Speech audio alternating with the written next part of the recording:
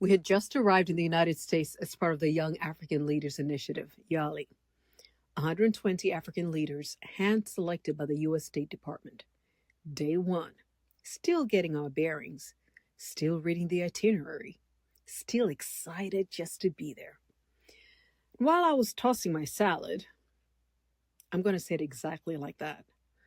While I was tossing my salad and settling into the agenda, someone who was not at the table had made the most important business move of the entire program. Before lunch was over. On day one. Welcome to the Authority Advantage podcast. I'm Modesta Mahiga, founder and CEO of Authority Global LLC, and your host. This is the show that examines how leaders and institutions earn the legitimacy to lead when the stakes are highest, and what it actually takes to be the leader that institutions trust with their biggest opportunities. Today is a special episode. It is Africa Month, and this entire month, I'm committed to one conversation: why African and diaspora entrepreneurs are not converting their capability into the global institutional endorsement the work deserves, and what to do about it. This episode is about a lunch, and a lesson I learned at that lunch that I have never forgotten. A lesson I think every African entrepreneur needs to hear before they walk into the next big room. Stay with me, because this gets very practical. And by the end of this episode, you're going to have a different understanding of what global authority actually is and why you may have been approaching it from the wrong direction. Let me take you back to that lunch. It was YALI, the Young African Leaders Initiative, one of President Obama's flagship programs administered by the U.S. State Department. 120 African leaders from across sub-Saharan Africa brought to the United States for what was supposed to be a transformational leadership program. And it was. It absolutely was. We'd arrived over the weekend. Monday morning came. Day one of the program. And like any good participant, and I like to think of myself as a good participant, I was fully present. I was reading the itinerary. I was engaging with the agenda. I was appreciating every moment of this extraordinary opportunity. And then lunch came. We sat down, a few of us at a table. And this leader walks over, someone I just met at orientation. I looked up from my plate to ask him why we hadn't seen him at lunch, and he said he was at business meetings, and almost in passing, mentioned that he had just secured funding. Not a small amount of funding. For a vision, for a university, for what would become, and I say this with full knowledge of what it has grown into, one of the most significant African leadership institutions of our generation. I'm talking about Fred Swaniker, and the institution he was building was the African Leadership University. Now, if you don't know Fred Swaniker and the African Leadership University, I want you to pause after this episode and look it up. Because what ALU has become is remarkable. It has graduated thousands of African leaders, entrepreneurs, public servants, innovators across every sector, across the continent and the diaspora. It is one of the most significant things to come out of African entrepreneurship in the last decade. But I'm not here to talk about what ALU became. I'm here to talk about what Fred did before I'd even finished my salad. While we were getting oriented, he'd already oriented himself around a very specific outcome: to leave with the funding that would launch his university. And he did. By lunchtime, on day one. The greatest lesson I've ever learned as an entrepreneur happened while I was tossing a salad. Because what I witnessed in that moment was not luck. It was not charm. It wasn't even just talent. What I witnessed was someone who had mastered global authority. Someone who understood with surgical precision how institutions assess a leader. What they're actually looking for when they decide whether to put their name and their money next to yours.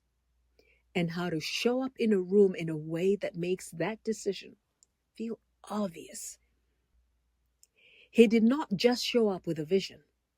He showed up with a value proposition that was so clearly articulated, so precisely positioned, and so aligned with what his audience cared about that the conversation moved from introduction to endorsement before the main course arrived. And I sat there, eating my salad, learning the most expensive lesson of my entrepreneurial life, for free.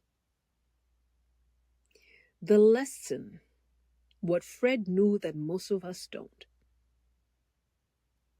So what did Fred know? What had he mastered that most of us were still learning? I have spent the 20 years since that lunch studying exactly that question, not just as a scholar, but as a practitioner. As an African entrepreneur who had built 8 ventures, as a management consultant, as a leadership advisor, as an executive coach who has worked with thousands of board directors, C-suite leaders, and institutional decision makers across 6 continents. As someone who sat in rooms at the World Bank, the IMF, the European Parliament, the US State Department. And here's what I have concluded. Fred knew what institutions are actually asking when they decide whether to endorse you. And most of us get this wrong. We think institutions are asking, is this person capable? We prepare for that question. We build our credentials, we refine our skills, we get the certifications. We attend the programs, including YALI. But that is not the question institutions are asking. The question they're asking is, do I trust this person enough to put my name next to theirs? That is a fundamentally different question, and it requires a fundamentally different answer. Capability is the entry ticket. Authority is what gets you selected. At Authority Global LLC, we call the gap between these two things the authority endorsement gap. It is the distance between what a leader has built, their competence, their track record, their vision, and what institutions are willing to publicly, financially, and commercially endorse. And I want to be very clear about something. The authority endorsement gap is not a personal failing. It is not imposter syndrome. It is not a lack of confidence. It is a strategic gap, a gap in how you are understood, positioned, and presented to the institutions that have the power to endorse you. Fred had closed that gap before he walked into that room. He knew who he was proposing to. He knew what they cared about.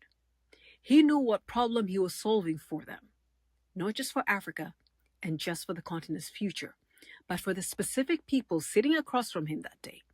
And he has structured his authority, his positioning, his credibility signals, his value proposition in a way that made the conversation about trust, not proof. He was not asking them to believe in him. He had already given them every reason to. So what does it actually take to close the authority endorsement gap? What do you need to have in place before you walk into the rooms that matter? That's all we'll be talking about this month. Here's what I want you to do right now. 1, go to authorityglobal.net and take the authority assessment. It is free. It takes about 10 minutes, and it'll tell you exactly where your authority endorsement gap is. 2, follow me on LinkedIn, Modesta Mahiga, and follow Authority Global LLC, because for the next 23 days, every day, I'm going to be sharing the most specific, actionable thinking I have on how to close the gap. You do not want to miss any of it. 3, share this episode. If the Fred Swaniker story landed for you, if you heard it and thought that is exactly what I needed to hear, share it with one person who needs it. One African entrepreneur, one diaspora founder, one leader who has been in the right rooms and walked out without what their work deserved. Africa Day is coming. The bridge is being built. I'll see you on the other side. This has been the Authority Advantage podcast. I'm Modesta Mahiga. Build authority. Expand influence. Lead globally.